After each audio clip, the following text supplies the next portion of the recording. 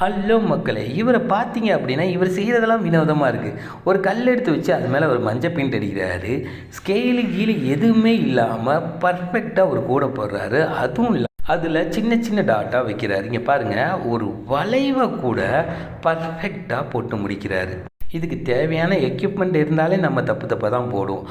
அது மட்டும் இல்லாமல் அந்த ஆர் ஷேப்பு, அந்த வி ஷேப்பு இதெல்லாம் பர்ஃபெக்டாக ஒரு கட்டிங் மிஷினில் போடுறாரு. இவர் என்னதான்டா பண்ணுறாரு அப்படின்னு சொல்லி நம்ம யோசிக்கிற மாதிரி இருக்கும்போது நடுவில் ஒரு பூவை வரைஞ்சி விட்டுறாரு.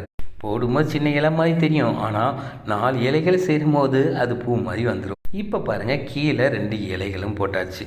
சரி, அவ்வளோதான் முடிஞ்சிச்சு போல் அப்படின்னு நினச்சா, திருப்பியும் அந்த கல்லில் சைடில் எந்தெந்த இடம்லாம் கேப் இருக்கோ அதெல்லாம் பார்த்தீங்கன்னா சின்னதாக டாட்ஸ் அந்த மிஷினை வச்சு வைக்கிறாரு.